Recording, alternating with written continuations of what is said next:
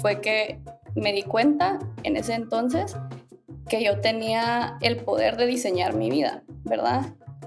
Cuando empecé a desarrollar todo esto, pues mucha gente a mi alrededor, maestros y todo eso me decían, mira, está bien que tengas esta condición, la gente como tú, o sea, pues puede lograr ciertas cosas, o sea, puedes trabajar en una biblioteca, puedes trabajar en lugares donde no haya tanto riesgo y todo va a estar bien para ti. No vas a vivir esos sueños que nos contabas antes, pero está bien, ¿verdad? Entonces, eso como que lo escuchaba y yo decía como que la contraparte, ¿verdad? Pero yo quiero diseñar mi vida. O sea, a pesar de todo lo que me están diciendo ahorita, yo quiero diseñar una vida que me guste leer, ¿verdad? Una aventura que me guste contar. Entonces también cada día lo afrontaba así. Hola, soy Nicolas Demeye, su anfitrión, y esto es Innovadoras sin filtro, un programa único para inspirarnos y aprender de los emprendedores, disruptores, rebeldes e innovadores sociales más extraordinarios de América Latina que están liderando la transformación de los mercados, modelos y sistemas tal y como los conocemos. Nuestras invitadas y nuestros invitados nos comparten todo, sin ningún filtro, sobre sus éxitos, fracasos, errores, miedos y secretos para convertirlos en grandes lecciones, soluciones o herramientas que nos permitan superar los retos a los que nos enfrentamos y alcanzar el éxito que queremos realmente. Innovadores sin filtro es creado por Tony Carr, cofundador de Halloran Philanthropies, y Nicolas Deomeye, coach de emprendedores y líderes de alto impacto que quieren conectarse profundamente consigo mismo, transformarse radicalmente para crear una vida auténtica y armoniosa y alcanzar sus objetivos.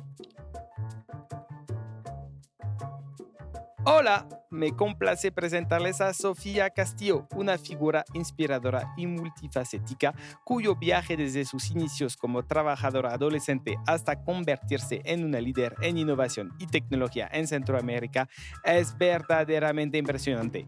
A sus 25 años, Sofía ha forjado una carrera notable como artista e innovadora de sistemas. A pesar de enfrentar desafíos personales a una edad temprana, Sofía no solo superó obstáculos, sino que también encontró en ellos la inspiración para iniciar iniciativas de impacto social y trabajar en proyectos que aceleran el desarrollo de su región. Desde su fundación de CoreCode hasta su papel actual como CIO en Cimera, Sofía ha dejado una huella significativa en el panorama tecnológico centroamericano, recibiendo reconocimientos destacados por su liderazgo y contribuciones transformadoras. Acompáñenme mientras exploramos la extraordinaria trayectoria de Sofía Castillo y su dedicación al crecimiento y la innovación en Centroamérica. Hola Sofía, Hola, ¿cómo estás? súper, aquí inspirada después de reuniones con mentores. ¿Tú qué tal? Ajá, excelente, muy bien también, muchas gracias.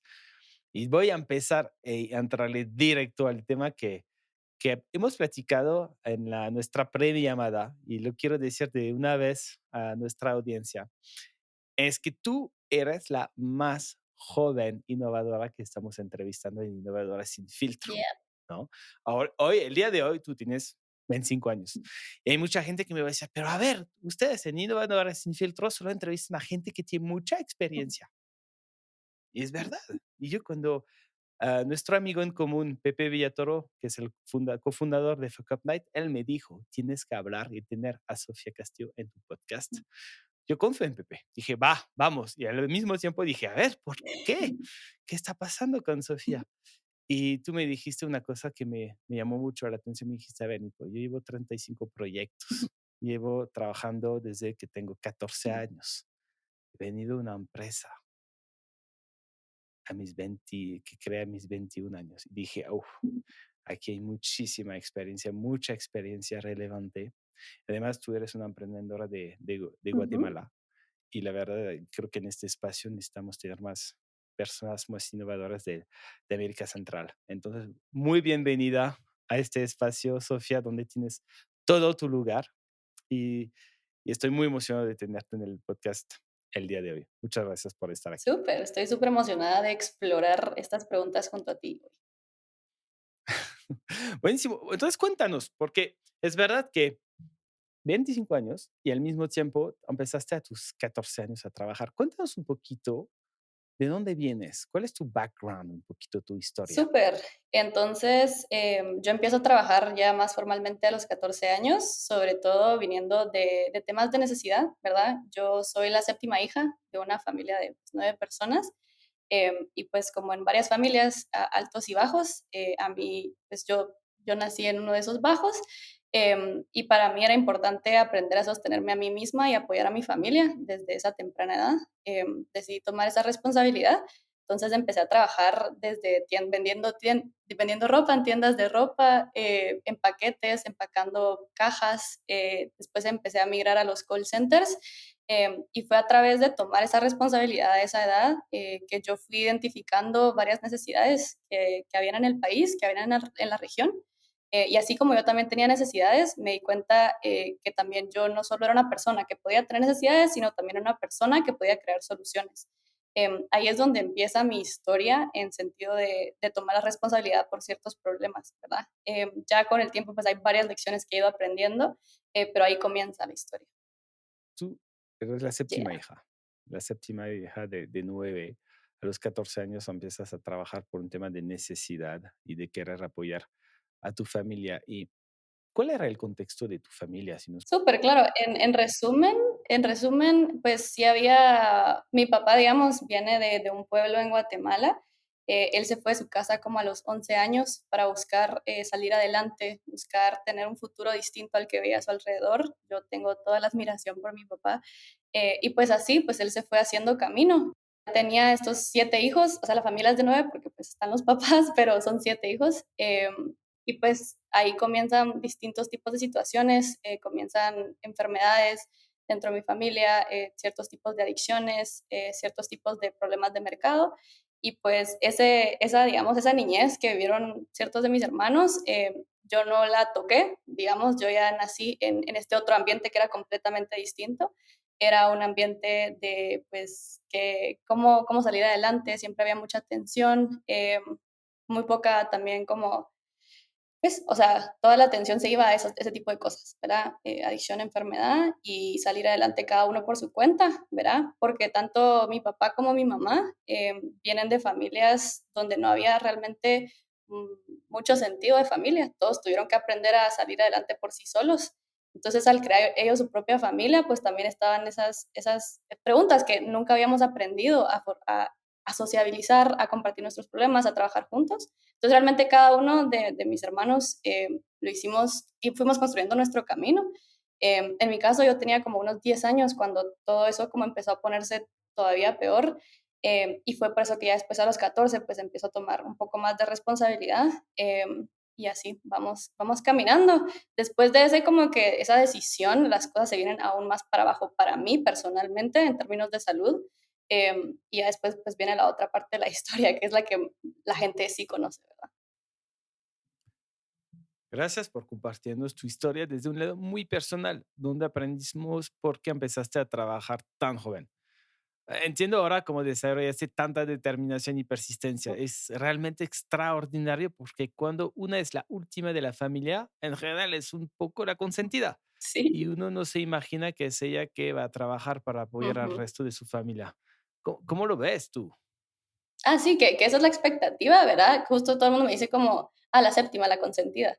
Y en mi caso fue un poco distinto por todo lo que estaba pasando, ¿verdad? Como habían situaciones de enfermedad, y otros temas, pues en mi caso yo no pasé esa como etapa de ser la favorita de la atención, sino por el contrario, como yo no tenía esa atención, y ahí se empieza a ver como que ciertos de los patrones que fui agarrando, es que fuera de mi casa yo buscaba como sobresalir en todo. ¿Verdad? Así como no podía sobresalir en casa, yo buscaba sobresalir en el colegio, en todo lo que hacía, ¿verdad? Siempre tenía que ganar, siempre tenía que tener todos los ojos en mí. Y ahí pues fui aprendiendo que era muy capaz de hacer muchas cosas, ¿verdad? Entonces, no solo aprendiste a ser muy determinada y Yeah. persistente, sino que también Ujú. desarrollaste un lado bastante competitivo. No, no.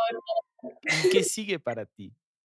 Sí, claro. Entonces, bueno, después de que empiezo a trabajar, como te comenté, estamos pasando por situaciones complicadas, pero yo a esa edad como no había encontrado herramientas para manejarlo, yo todo lo reprimía, ¿verdad? Entonces todo era como que solo tengo que sobresalir en el colegio todo el tiempo, hacer las cosas bien todo el tiempo. Y ya como a los 16 años, pues esa represión ya empieza como a explotar, ¿verdad? Que es algo que vemos mucho cuando nosotros nos guardamos las cosas, eventualmente salen a luz. Y como alrededor de los 16 años, pues todo eso explota en mí. Desarrollo varias cosas, dentro de ellas como depresión muy severa, como PTSD o trastorno era un desorden de pánico postraumático.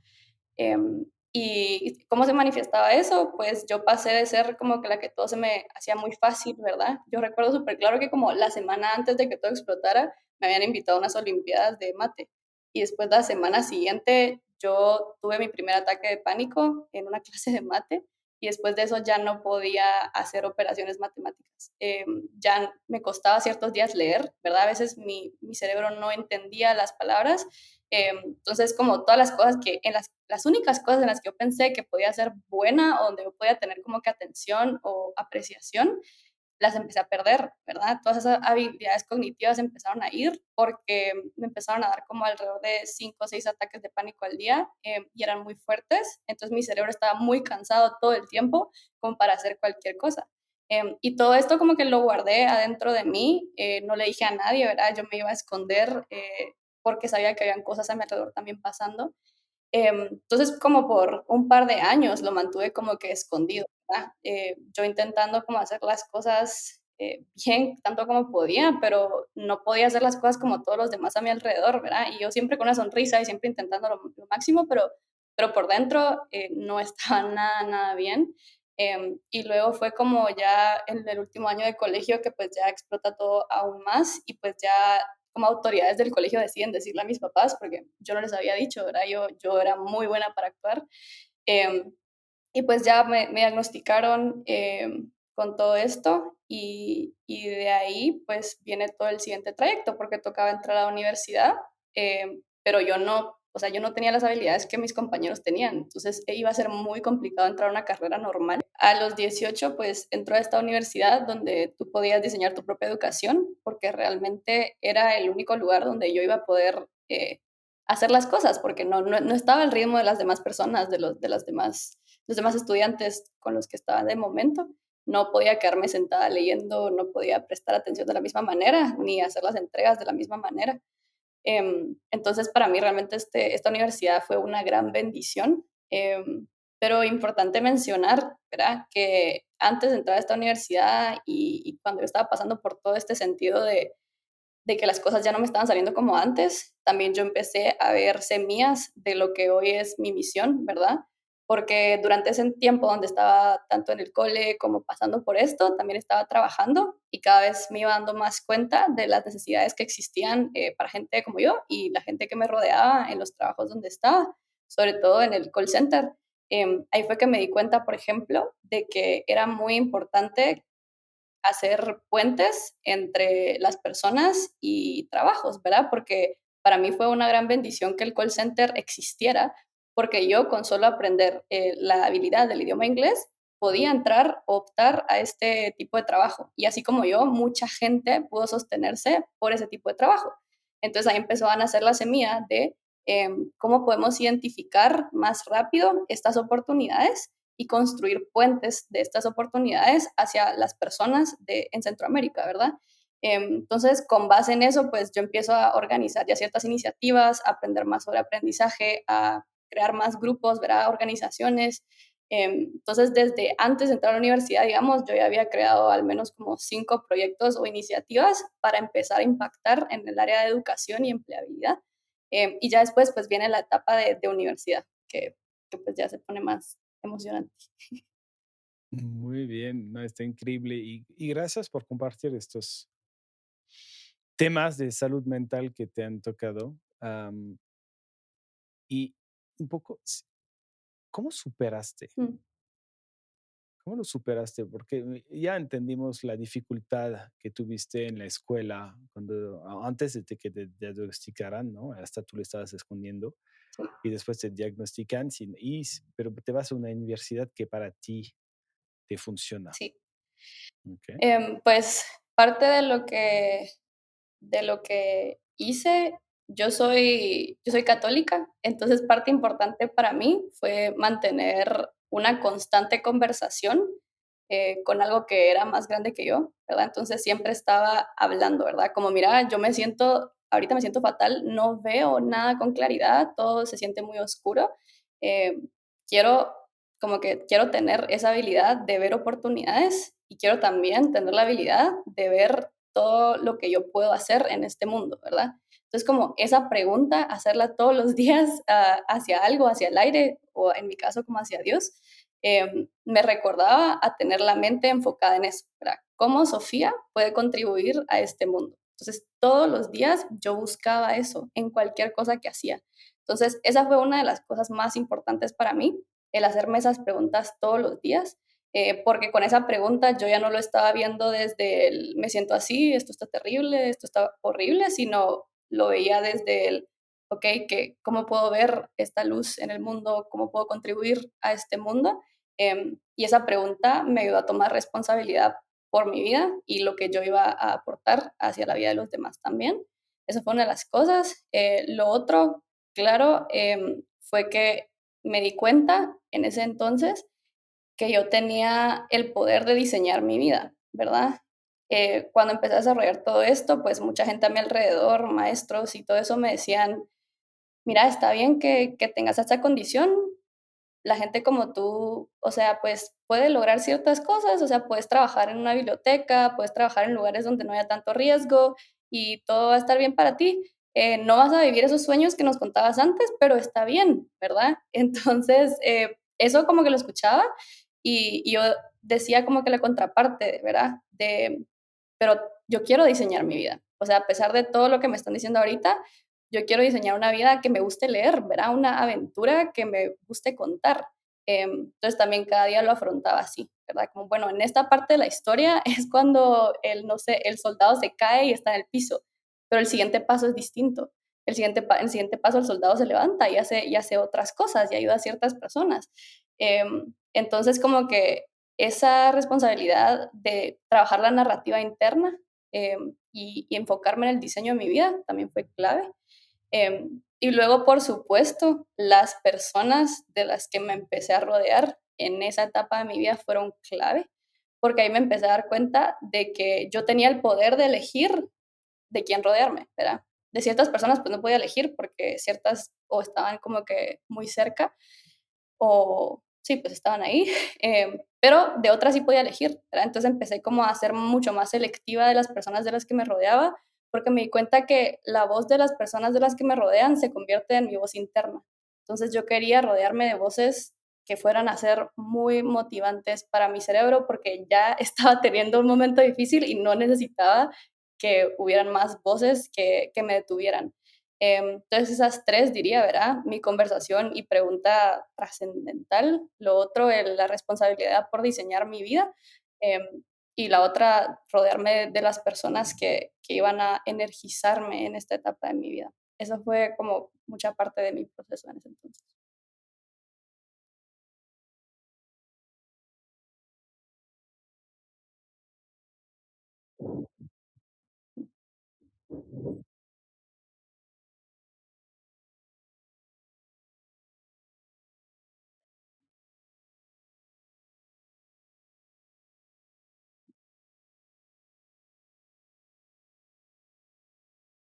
Ujú, sí,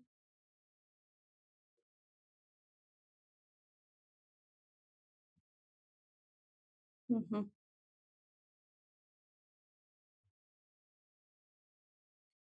Cuando ya lo dije a mis papás, ellos ya movieron cielo y tierra para que yo pudiera conseguir ayuda, pero realmente las herramientas que más me ayudaron no las encontré dentro de esos tipos de terapia en ese entonces. Ya hoy en día he conocido otros tipos de terapia que sí me sirven, pero en ese entonces no fue lo más funcional. De hecho, hasta era contraproducente, como que no, por ejemplo, como no solo fui al psicólogo, también fui a psiquiatras y ciertos de los tratamientos me quitaban toda la personalidad, ¿verdad? Entonces, al quitarme la personalidad, pues no solo, bueno, tal vez sí se me bajaban, disminuían los ataques de pánico, pero también se me disminuía mi personalidad o mis ganas de servir al mundo.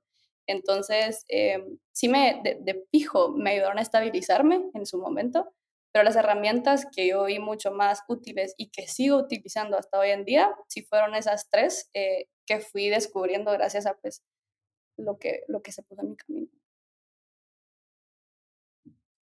La tercera técnica que tú usaste para poder como superar a estos momentos difíciles, estos temas de salud mental que te impactaron, es rodearte de personas que creían en ti, y no de personas que te iban a, que te ponían para abajo un poquito. Y me Ujú, hace recordar mucho de lo que uno dice, ¿no? Tenemos que rodearnos, somos el promedio de las 5 personas de las que nos rodeamos, ¿no? sí. Entonces, y tú, entonces, ¿cuáles fueron estas personas, sin decir nombres, pero quizás ya empezaste hablando que tú tienes muchos mentores? Entonces me Mm, imagino que de ahí quizás viene también este afán de tener gente muy competente, de muy buenos consejos. Entonces, ¿cómo escogiste un poco estas personas? claro. Entonces, sí, creo que elegir a las personas de las que nos rodeamos es una práctica y yo empecé a practicar eso desde pues finales de colegio, inicios de universidad. Entonces, creo que importante, creo que mi método inicialmente no fue tanto elegir a las personas correctas, sino dejar de elegir a las personas incorrectas. Entonces, más que decir como, estas van a ser las personas de las que me rodeo, fue, ya no me puedo seguir rodeando de estas otras personas. Dentro de ellos había ciertas personas, amigos, ciertas personas, familia, en donde yo ya sabía, bueno, estas personas vienen con esta energía o estas palabras, ya no me puedo seguir rodeando de estas personas y me voy a ir acercando a pues las otras personas. Entonces, inicialmente fue más en un sentido de negación. Ya después en la universidad, ya sí fue en un sentido de empecé a hacer listas, ¿verdad? De qué personas me voy a rodear este mes. O sea, así literalmente y súper disciplinadamente, de qué personas me quiero rodear este mes. Y hacía una lista, ¿verdad? Y ponía las cualidades o las cosas que estas personas traían a mi vida. Y entonces eso me hacía tener mucho conciencia de por qué estas personas iban a estar a mi alrededor. Por supuesto que durante ese mes iba a ir conociendo nuevas personas y las iba agregando a la lista, ¿verdad? Entonces creo que esa práctica a mí me hizo algo precioso en mi vida, que es que ahora soy muy intencional con las personas de las cuales decido rodearme, ¿verdad? Buenísimo. Ujú. Entonces ya nos contaste el episodio que empezaste a trabajar en call centers, que fue una gran experiencia que te permitió aprender sobre todo a hablar inglés y descubrir toda la realidad de la gente que trabaja ahí, y de ahí empezaste a crear proyectos. Y de Sí, ahí viene el gran proyecto, ¿no? sí, sí, el proyecto actual. ¿Ok? ¿Cómo nació? Súper. Entonces, cuando entro a la universidad, decido que lo que quiero aprender es a solucionar o contribuir a solucionar el tema de la educación Ujú. en Guatemala, ¿verdad? Entonces me pongo a investigar y muchos temas ahí. Em, por unos momentos empecé a enfocarme como en proyectos de ayuda a la educación pública y todo ese tipo de iniciativas, pero después dije, bueno, sí, está bien, alguien tiene que hacer eso, pero a mí lo que me llama la atención es empezar a diseñar otros tipos de aprendizaje, ¿verdad? Aprendizaje alternativo para que las personas puedan aprender de manera rápida algo, una habilidad que les permita conseguir un empleo más rápido, ¿verdad? Porque con educación tradicional hablas de, bueno, vas a estudiar 4 años de universidad o vas a estar en la escuela por 10 años y eventualmente algo va a pasar, pero yo quería más algo más rápido, ¿verdad? ¿Y por qué? Porque cuando yo estaba buscando un trabajo en el call center, yo necesitaba algo rápido, ¿verdad? Yo no podía esperar 5 años de universidad para conseguir un trabajo para sustentarme. Entonces ahí fue cuando empecé a cuestionar la forma en la que aprendemos, obviamente gracias a que yo estaba en un programa de aprendizaje alternativo. Entonces me empecé a inspirar, empecé a conocer más y empecé a ver que ya mucha gente había hecho muchos tipos de aprendizaje alternativo que aceleraban a la empleabilidad. Entonces empecé a hacer experimentos, ¿verdad? Entonces dije, bueno, ¿qué industria? Es una industria que está creciendo y tiene muchos empleos a los que los guatemaltecos podríamos optar. Y así cuando me empecé a hacer esa pregunta, empecé, o sea, algo así funciona, creo yo, en la vida, o así me ha funcionado, ¿verdad? Cuando me empiezo a hacer las preguntas correctas, empiezo a recibir un poco de las respuestas. Entonces se empezó a poner gente en mi camino que era de la industria de la tecnología y ellos me empezaron a hablar de que habían muchos nuevos empleos en tecnología, que aprender a programar era súper interesante, y yo preguntaba como que cuánto tiempo te puede tomar aprender a programar. Y todos como que, ah, bueno, depende de qué quieres aprender. Y yo, ¿es posible aprender a programar rápido y conseguir un empleo rápido? Y la respuesta fue, tal vez sí, ¿verdad? Entonces ahí empecé a hacer ciertos experimentos. O sea, yo no sabía nada de tecnología, pero sabía que quería contribuir a la educación y la empleabilidad.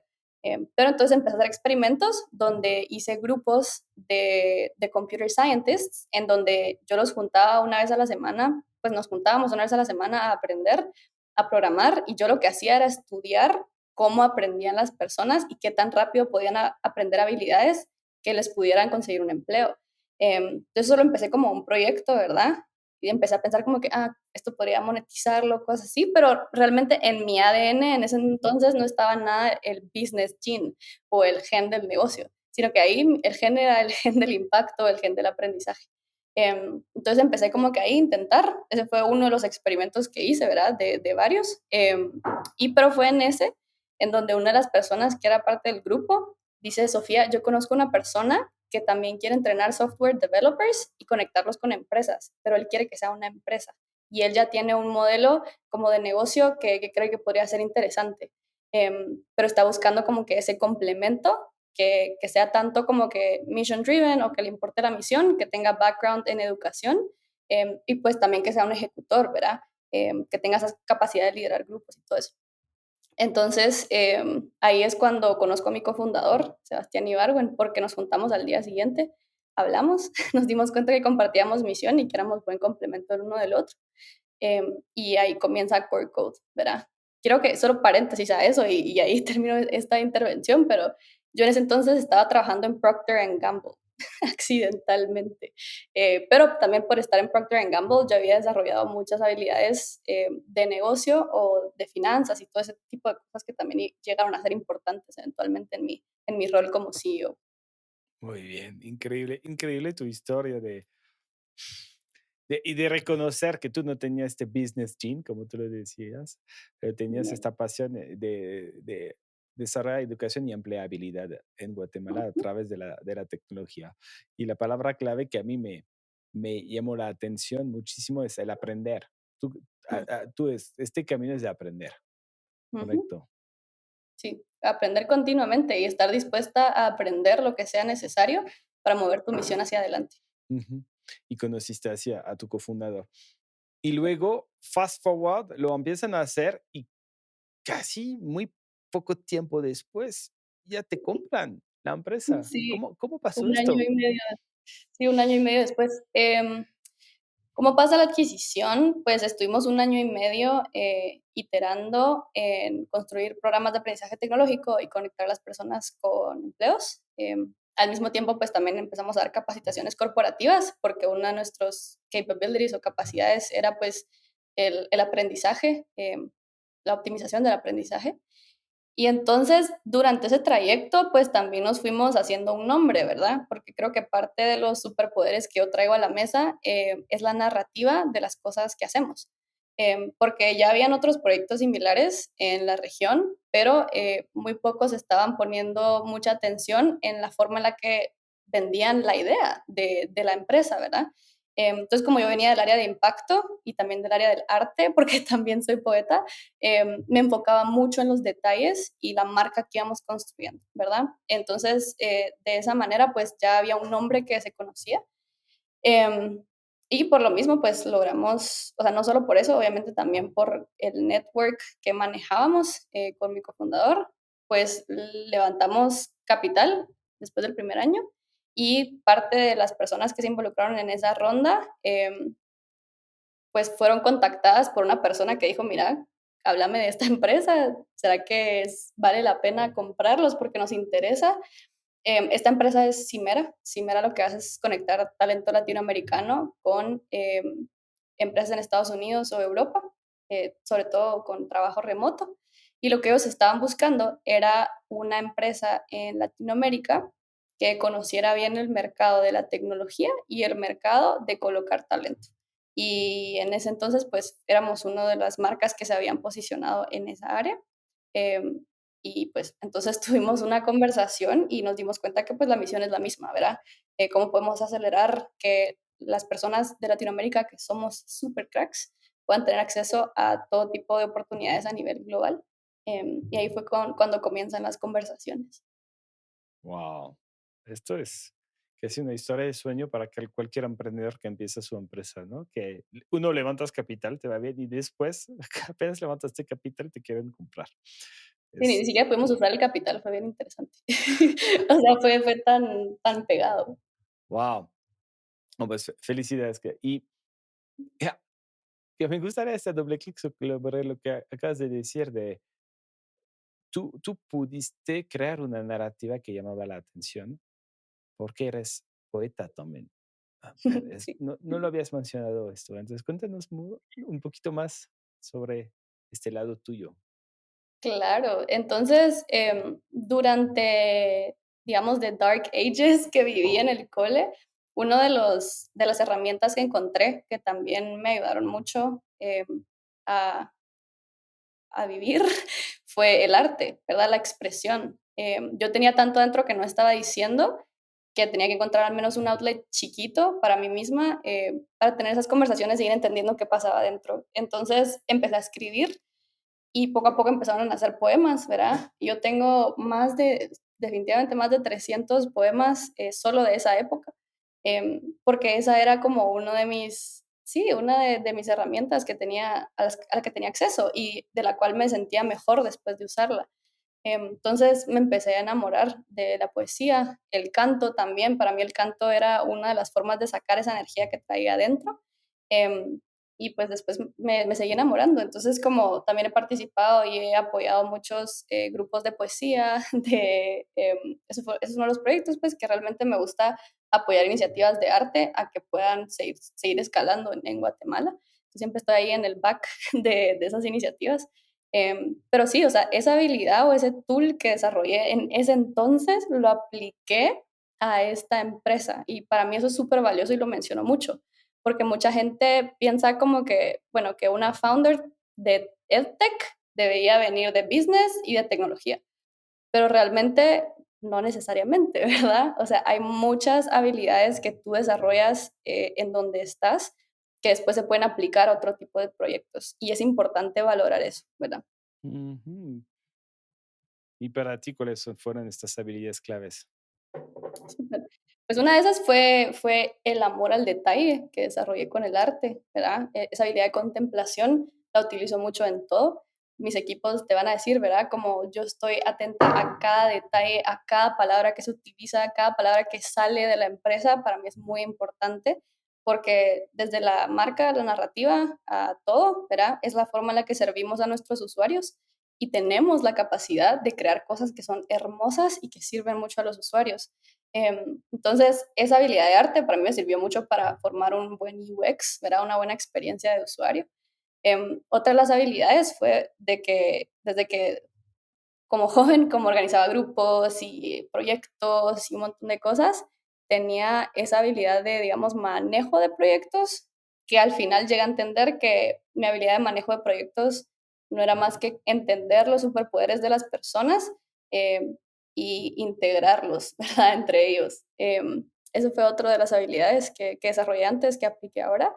Creo que esas dos son las que me vienen a la mente. Ujú, buenísimo. ¿Y qué no hiciste bien? A ver, cuéntanos un poco de un momento que sí fracasaste, fallaste, quizás cómo lo superaste. Mira, yo creo que yo fracasaba y fracaso todos los días de una u otra manera, pero de las más fuertes, em, creo que uno de los fracasos, por ejemplo, que puedo comentar es que al inicio de la empresa, pues yo ya quería colocar el talento en empresas, ¿verdad? Pero no tenía mucho conocimiento, por ejemplo, del tema de compliance, ¿verdad? De qué tipo de contratos se manejan con qué tipo de clientes. Y entonces yo investigaba y mi cofundador me apoyaba, pero siempre pues pues lanzaba, por ejemplo, ciertos contratos y quizá no estaba tan segura de las palabras. Entonces, una vez me recuerdo que fue uno de mis primeros como que dolores más grandes dentro de la empresa, que había algo en el contrato que no le gustó al cliente y me llamó así como que súper alegando de que ellos habían sido uno de los primeros clientes que habían confiado en nosotros y nosotros les habíamos quedado mal en esa cláusula. Y o sea, yo me recuerdo llorar hasta más no poder y sentir como que mi vida se caía. Em, y después solo como que aprendí a dejar todo por escrito, y a que, pues, aunque uno piense que habló las cosas con una persona, siempre lo tienes que dejar por escrito para evitar cosas. Entonces ahí aprendí eso, a dejar siempre las cosas por escrito. Y segundo, a que hay ciertas cosas que obviamente necesitas involucrar a ciertos expertos para que te lo validen, ¿verdad? Entonces después de eso, pues ya todo lo hacía con legal, como que ya no hay cosas que yo no valide con legal, que aunque yo ya conozca, pues está bien que un experto lo valide, ¿verdad? Entonces ese tipo de riesgos que no son necesarios tomar, pues puedes apoyarte de ese tipo de expertos. Ese fue uno grande, digamos, que me recuerdo porque fue muy duro para mí. Y el segundo, que es uno de los más recientes, ¿verdad? Que, y los más fuertes, es que después de la adquisición, la idea era que Core Code iba a seguir funcionando como normalmente lo hacía. Yo iba a seguir siendo la CEO, solo que ahora yo iba a estar bajo esta otra empresa, ¿verdad? Pero iba a seguir como que business as usual o el negocio tal cual. Y lo que pasó es que después del 2022, todos vivimos como esta cosa impactante en el mercado, ¿verdad? Y el mercado de talento tecnológico se empezó a caer. ¿En qué sentido? Empezaron a haber layoffs gigantes de todas las empresas y por lo tanto había una saturación de developers que eran muy buenos, ya con mucha experiencia y que ahora tenían que bajar sus salarios. Entonces fue un desastre a nivel de talento tecnológico, pero por lo mismo nuestro negocio se empezó a caer, ¿verdad? O sea, las empresas ya no estaban contratando porque habían perdido inversión o ya no estaban contratando porque estaban despidiendo. Entonces todos como que nos pusieron en pausa, ¿verdad? Y yo bueno, como que, ¿qué? ¿Y ahora qué? Como que ese es mi negocio, como, ¿qué se supone que ahorita? Me sentía como bien, como una decepción, como que me acaban de comprar porque veían potencial y de la nada todo se cayó. De la nada estamos perdiendo dinero y me siento así como el fracaso más grande de la vida, porque así se siente uno, no importa como que en qué tema estés, si sea emprendimiento o lo que sea, a veces tus fallos se sienten como los fracasos más grandes de la vida cuando realmente chiquitos. Pero ajá, entonces así se sentía y me tomó tiempo pivotear. O sea, yo estaba tan aferrada a seguir haciendo exactamente lo mismo y toparme contra una pared, em, que pues seguía pues lastimándome a mí misma y de cierta manera también al negocio porque no estaba cambiando. O sea, si el mercado cambiaba, yo tenía que cambiar. Y en ese momento no quería aceptarlo o no quería tomar esa responsabilidad, creo yo, por miedo. Fue a los 3 meses de estar pegándome contra la pared que yo hablo con como que la persona que me adquirió y le digo como, mira, esto, o sea, solo me estoy pegando contra una pared. Y él me dijo, ok, ¿cómo vas a cambiar? O sea, según yo, no sé qué iba a pasar, como que le iba a decir que me estaba topando contra una pared y me iba a decir como que yo era lo peor de la vida. Y solo me dijo, Fresh, ¿y ahora cómo vas a pivotear? Y yo, es cierto, ¿verdad? Porque yo venía preaching o evangelizando que sí, que pivotear, que el cambio, que es importante, lo venía diciendo, pero el momento en el que me tocó vivirlo, no estaba teniendo las agallas de hacerlo. Entonces, en ese momento me tocó, pues no me tocó, sino decidí pivotear, sobre todo en corporate trainings, porque es algo que hacíamos bien, y pues que seguía en auge. Entonces migramos a corporate trainings, después de eso pues nos levantamos económicamente y ya después de eso es que deciden contratarme en la empresa que me adquirió como CIO. Eso es el resumen de la historia, pero si quieres podemos hacer doble clic en cómo lo viví porque sufrí mucho. O sea, me decidí sufrir mucho ese tiempo. Y sí, vamos a hacer doble clic porque la historia es muy, muy interesante y me recuerda al inicio de esta entrevista que tú decías, que empezabas a ver soluciones cuando te hacías las buenas preguntas. Esta vez Exacto. no te la hiciste, alguien más te la hizo. ¿Y cómo vas a cambiar? ¿Cómo vas a Sí, pivotear? sí, gracias, persona. Exacto. ¿Cómo lo viviste? Sí, fue muy duro en sentido de que cuando empecé a ver que los números iban para abajo, yo me lo tomé súper personal, ¿verdad? Yo iba para abajo. Empecé a dudar de mí mucho, muchísimo. O sea, cuando en un lugar donde había mucha esperanza y aspiración, empecé a quitar todo eso y empecé a llenarlo de miedo, de duda, de stubbornness, no sé qué palabra usar en español, pero como esa testarudencia de seguir haciendo lo mismo, ¿verdad? Em, y, y llegó un punto en el que como, o sea, sí llegó el punto, después de los 3 meses, después de que han pasado, habíamos perdido ya mucho dinero. Entonces, yo decidí, bueno, no yo decidí, sino que en el momento de reestructurar la empresa y tener este nuevo enfoque, íbamos a tener que recortar personal. Em, y pues eso también fue duro siquiera pensarlo. Entonces, lo que decidí fue, bueno, me voy a quitar primero el salario a mí misma, como que voy a estar, o sea, cero, me voy a quitar 100% antes de despedir a alguien. Y después vamos a ver si logramos con el equipo que tenemos, como sostenerlo. El primer mes del pivot no lo logré y entonces me tocó despedir como a 50% de mi equipo. Y eso fue muy duro también porque eran personas fascinantes y yo sentía, o sea, literal me recuerdo en las videollamadas porque trabajamos remoto, en las videollamadas que yo les decía como, literalmente, I fucked up. O sea, tú te estás yendo porque I fucked up, porque yo no tomé esta decisión antes, ¿verdad? Yo nunca pienso en el pasado, como mi narrativa nunca es como que, ah, si yo hubiera, pero en ese momento estaba súper con esa mentalidad, como que si yo hubiera tomado la decisión, esto no habría pasado, o sea, estaba en un mindset muy, muy negativo. Em, y fue muy duro despedir a personas porque eran muy buenas personas y también era su fuente de ingreso. Fue muy duro porque la misión que yo venía trayendo tenía que cambiar.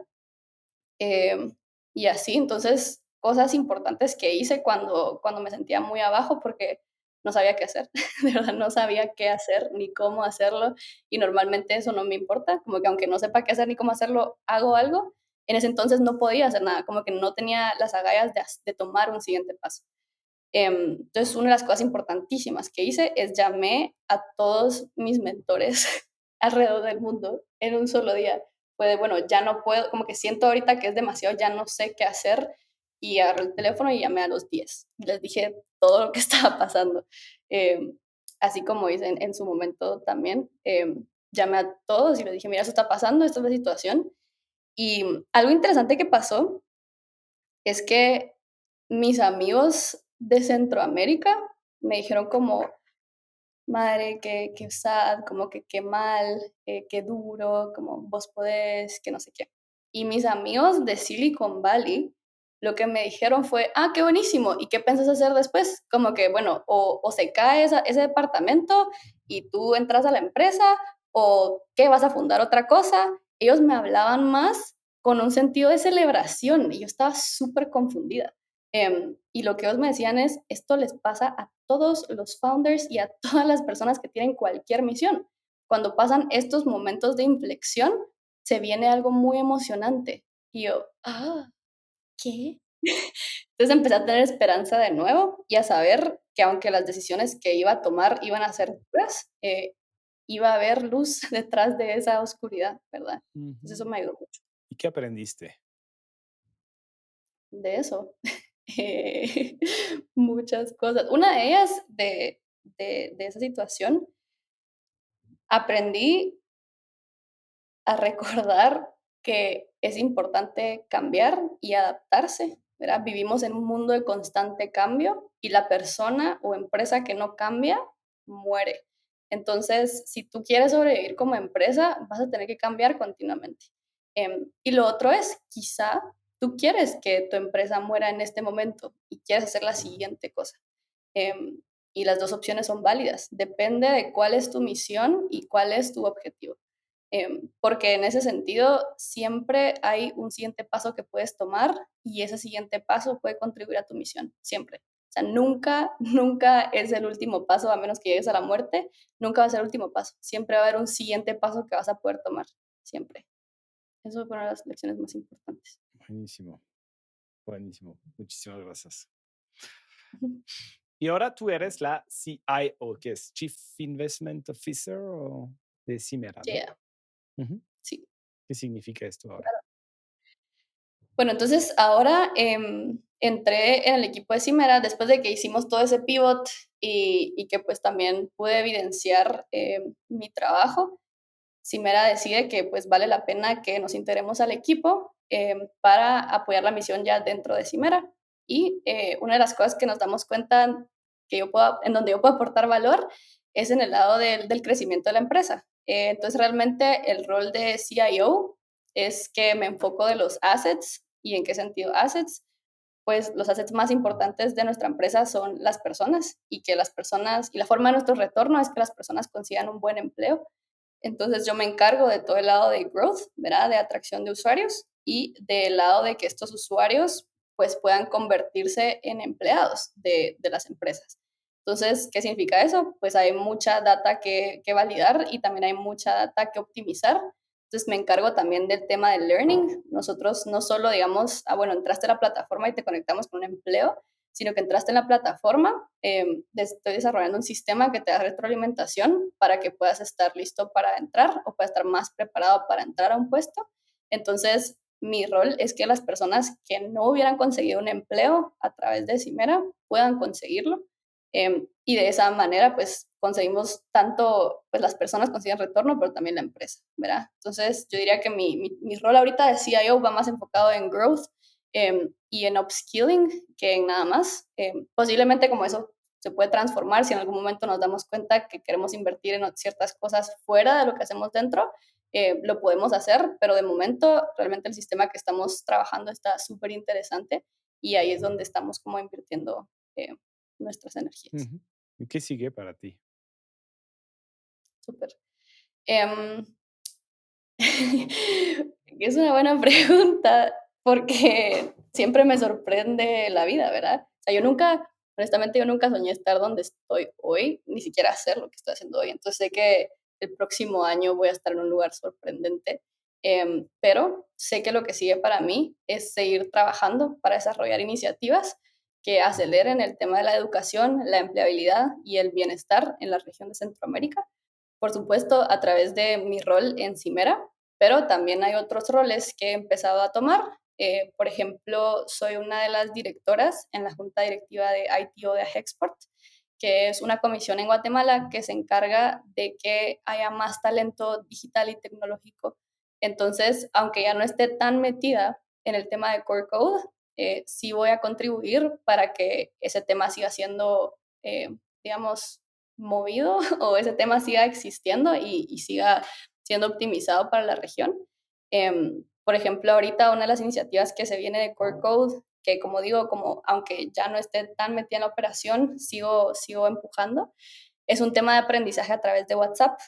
Para mí WhatsApp es una herramienta fascinante y ahorita la utilizamos sobre todo para comunicación, pero WhatsApp como sistema operativo realmente se podría utilizar para más cosas y Core Code ahorita va a empezar a utilizarlo para temas de aprendizaje. Entonces, como tipo de aprendizaje, como cuando aprendes en Duolingo, que tienes que mantener rachas y que vas a aprender algo todos los días, desarrollamos un juego de aprendizaje tecnológico para que más personas puedan aprender de tecnología desde donde están y desde su celular. Ese es un proyecto que ya está por lanzarse este año en alianza con un banco y eso es súper interesante. Entonces, es una de las cosas, pero también pues apoyo a muchos otros founders y muchas otras iniciativas. Por ejemplo, iniciativas de salud menstrual son cosas que me importan mucho, pero algo que sé es que Sofía tiene muchos sueños, muchas ideas y que Sofía cuando ve un problema piensa en una idea para resolverlo o piensa en apoyar a las personas que lo están resolviendo. Entonces, ¿qué se viene para mí? Creo que es seguir en este camino de autodescubrimiento de mis propios superpoderes y en este camino de contribución a construir un mundo mejor, sea donde sea que yo pueda contribuir más, ¿verdad? Pues ojalá haya muchas iniciativas donde puedas contribuir, tanto como Así, en más apoyo ahí, o liderando estas iniciativas. claro. Y relacionado con esto, y quizás mi última pregunta es, ¿para ti qué es el éxito? Para mí el éxito de momento es el proceso de continuamente descubrir mis propios superpoderes y aplicarlos a una misión que construyan un mundo mejor. Como digo, importante para mí el éxito es más un proceso, es una decisión deliberada, y es algo donde tiene que haber continuo aprendizaje, continua apertura al cambio. em, y eso, creo que para mí eso es el significado de éxito, Ujú. ¿verdad? Y a ver, ya mentí, no fue la última pregunta. La última es, ¿qué pregunta no te hice que te hubiera encantado que te hiciera? Mm, qué buena pregunta. Em, mm, tal vez, una pregunta que me gusta explorar, o no tanto una pregunta, sino cómo podemos hacer doble clic en el diseño de nuestras vidas, ¿verdad? Creo que desde el inicio de mi historia que conté, el diseño de mi propia vida y la intencionalidad de mis decisiones ha sido clave para las cosas que he venido construyendo. Neri Oxman es una mujer que admiro muchísimo. Ella está del lado de diseño y construcción de un mundo súper diferente al que conocemos, y ella habla de cómo nuestra obra maestra más grande siempre vamos a ser nosotros. O sea, la forma en la que nos diseñamos a nosotros mismos nos va a permitir diseñar otros proyectos, nos va a permitir diseñar soluciones. Entonces, tener en mente que todos los días estamos diseñándonos a nosotros mismos y escribiendo nuestras propias historias es de los recordatorios más importantes para vivir la vida que queremos. Me encanta. Gracias por terminar esta conversación de esta manera. Y estoy muy curioso de ver cómo vas a seguir diseñando tu vida. Yeah. Sí, estoy Muchis- muy emocionada de ver qué onda. Muchas gracias por estar en Innovadoras Sin Filtro y vamos a estar en contacto y seguramente en unos años tendremos la segunda temporada de la vida de Sofía Castillo, porque sin duda vas a crear y seguir innovando muchísimo en la región. Muchas gracias, Sofía. Claro, Muchísimas gracias a gracias ti, por Nicolás. escucharnos. Nos vemos. Si te gusta este podcast, por favor, recomiéndalo a tus amigos, a tus colegas, a tu familia. Siempre queremos mejorarnos y queremos escucharte. No dudes en enviarnos tus comentarios, retroalimentación o consejos sin ningún filtro en innovadoresinfiltro.com. Gracias y hasta luego.